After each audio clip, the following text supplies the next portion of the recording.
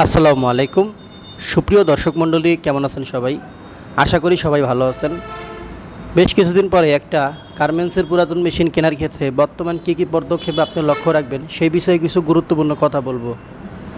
আমাদের বাংলাদেশে এই মুহূর্তে আপনি যদি ইউটিউবে যদি সার্চ দেন, দেখবেন প্রত্যেকটা মালিকানা ভিত্তিক দোকানের ইউটিউব চ্যানেলে আপনি সব ধরনের মেশিনের ভিডিও পাবেন, সব ধরনের মেশিনের দাম জানতে পারবেন। যে বিষয়গুলো এখন বর্তমানে যারা গার্মেন্টসের পুরাতন মেশিন কিনতে যাচ্ছেন তাদের জন্য অনেক সুন্দর একটা সুব্যবস্থা হয়েছে। আপনি বাসায় বসেই প্রত্যেকটা দোকানের মেশিনের দামের ভিডিওগুলো জানতে পারছেন। এক্ষেত্রে আপনি কিছু কিছু সিদ্ধান্তে গরমিল করতে পারেন। সেটা হচ্ছে দামের ক্ষেত্রে দেখা যায় আপনি একটা F4 মডেলের প্লেন মেশিন চয়েস করেছেন, কোনো দোকানের দাম চাচ্ছে 20,000 টাকা, কোনো দোকানের দাম চাচ্ছে 15,000 টাকা, কোনো দোকানের দাম চাচ্ছে 25,000 টাকা। দামের মধ্যে আপনি দেখতেছেন বিশাল হেরফের আছে। এখন আপনার মধ্যে এভাবে হয়তো কাজ করতেছে যে যেই মেশিনটার দাম বেশি চাইছে সেই মেশিনটার কালার একটু সুন্দর, সেই মেশিনটা কিনলে হয়তো ভালো হবে। আর যেই মেশিনটার দাম কম চাইছে সেই মেশিনটা কালার দেখছি একটু ডিসকালার হয়ে গেছে, সেটা কিনলে হয়তো বা খারাপ হবে। এরকম একটা দ্বিধাদ্বন্দ্ব আপনার মধ্যে কাজ করতে পারে। সেক্ষেত্রে আমি আপনাকে একটা সুন্দর পরামর্শ দেব।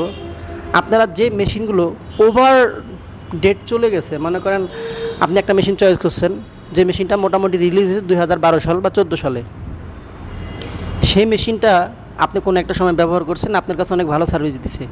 এখন সেই লক্ষ্য নিয়ে আপনি এখন সেই মেশিনটাই যদি মার্কেটে খুঁজেন, তাহলে আপনি ভুল ধারণা বা ভুল পদক্ষেপ গ্রহণ করবেন। যেমন আপনি যদি জ্যাকের F4 মেশিনের কথা ধরেন, F4-এর পর কিন্তু অলরেডি মার্কেটে F5 লঞ্চ হয়ে গেছে।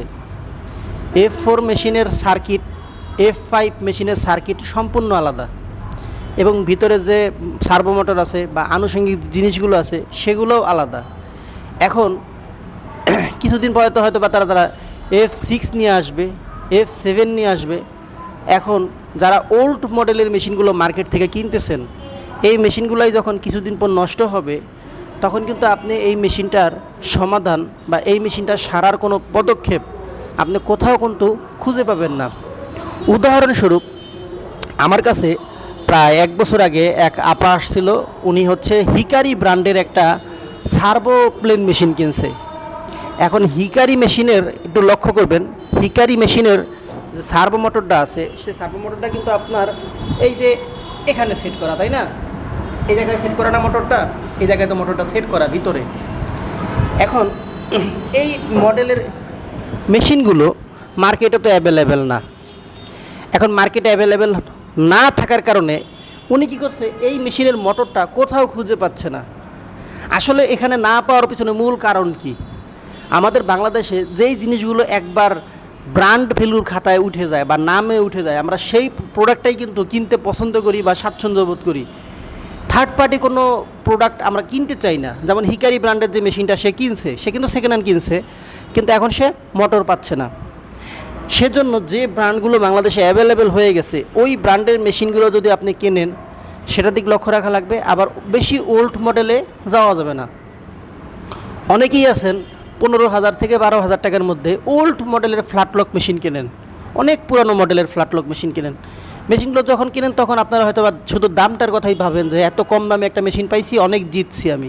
কিন্তু পরবর্তী ওই মেশিনের স্পেয়ার যে পার্সপাতি আছে, সেগুলো যখন আপনি মার্কেটে কিনতে যান, তখন দেখতেছেন সেটা কিন্তু মার্কেটে অ্যাভেলেবেল না। উদাহরণস্বরূপ, আমি ইয়ামাটু ব্র্যান্ডের একটা ওভারলক মেশিন কিনছি। আচ্ছা, ভালো কথা। এখন এই মেশিনটা, আমার মেশিনটা কিন্তু অটো। এটার যে নাইফ ফাংশন আছে, এই নাইফ ফাংশনের যে ইনস্ট্রুমেন্টগুলো আছে, এগুলো মার্কেটে অনেক দাম। দেখা গেছে যে এটা সেকেন্ড হ্যান্ড তো মেলানোই যাচ্ছে না। নতুন যদি কিনতে যাই, যে দাম যাচ্ছে, দাম বললাম না কিন্তু যে দাম যাচ্ছে, তার সাথে কিছু টাকা ভরলে আমি একটা মেশিনই কিনতে পারি, এত দাম পার্সের। কিন্তু আমি যদি অন্য কোনো যদি লোকাল ব্র্যান্ডের যদি কিনতাম, দেখা গেলো যে মডেলগুলো অ্যাভেলেবেল আছে, আমি কোনো ব্র্যান্ডের নাম বলে তাদের প্রমোশন করতেছি না, যে মডেলগুলো মার্কেটে অ্যাভেলেবেল আছে সেই মেশিনের যদি আমি কিনতাম, তাহলে কিন্তু আমি যেভাবেই হোক সেকেন্ড হ্যান্ড একটা পার্স বা নাইফ বা মার্কেট থেকে যেভাবে হোক আমি একটা অ্যারেঞ্জ করতে পারতাম। তো এই জন্যই আমি বলতে চাচ্ছি, যারা আর কি এই মেশিন কেনার সিদ্ধান্তের জন্য দামের বিষয়টা নিয়ে লক্ষ্য না রেখে, আপনি অবশ্যই খুব কেয়ারফুলভাবে আপনি মেশিনের ব্র্যান্ডের দিক নজর দেবেন, যে সেইটা কি খুব বেশি ওল্ড মডেলের মেশিন নাকি লেটেস্ট মডেলের মেশিন। এই বিষয়গুলো নিয়ে যদি আপনার কোনো প্রশ্ন থেকে থাকে, আপনি কমেন্টসে লিখবেন, আমি আপনাকে রিপ্লাই দিয়ে দেব। আপনি ভিডিওটা যখনই দেখেন, আপনি আপলোড হওয়ার 1 বছর পর দেখেন বা 6 মাস পর দেখেন বা 1 দিন পর দেখেন, আপনি যখনই দেখবেন আপনি কমেন্টসে লিখলে আমি রিপ্লাই দিয়ে দেওয়ার চেষ্টা করব। এছাড়াও স্ক্রিনে আমার ফোন নাম্বার দেওয়া আছে, এই সংক্রান্ত যে কোনো বিষয় আমার সাথে কথা বলতে চাইলে আমার সাথে যোগাযোগ করতে পারেন। আমি যে কোনো বিষয় জানি আপনাদের জানিয়ে দেওয়ার চেষ্টা করব। তো যদি ভিডিওটি ভালো লাগে লাইক দেবেন, লাইক দিলে এরকম ভিডিও আরও আসবে। কে কোন ধরনের ভিডিও দেখতে চান আমাকে জানাবেন।